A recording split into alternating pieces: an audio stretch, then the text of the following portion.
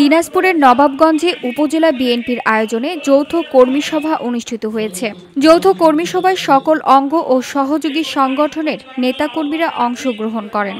যৌথ কর্মী সভায় সাংগঠনিক বিষয় নিয়ে ব্যাপক আলোচনা করা হয়। সোমবার যৌথ কর্মী সভায় প্রধান অতিথি হিসেবে উপস্থিত ছিলেন বিএনপি চেয়ারপারসন বেগম খালেদা জিয়ার ব্যক্তিগত চিকিৎসক ও বিএনপি স্থায়ী কমিটির সদস্য ডাক্তার AZM জাহিদ হোসেন।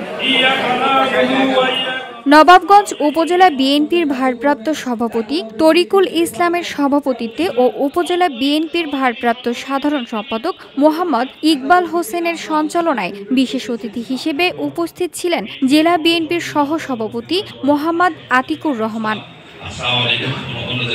জেলা বিএনপির উপদেষ্টা মণ্ডলীর সদস্য মোহাম্মদ নজরুল ইসলাম ফতে, উপজেলা বিএনপির উপদেষ্টা সাবেক উপজেলা চেয়ারম্যান মকবুলার রহমান গোর্কি, জেলা বিএনপির অন্যতম সদস্য আবু তাহের কারি, উপজেলা যুবদল সভাপতি মোহাম্মদ মশিউর দৌলা, উপজেলা স্বেচ্ছাসেবক দলের সদস্য সচিব আনোয়ার হোসেন সহ উপজেলা স্বেচ্ছাসেবক দলের সদস্য সচিব আনোয়ার হোসেন সহ উপজেলা বিএনপি অঙ্গ ও সহযোগী সংগঠনের নেতৃবৃন্দ।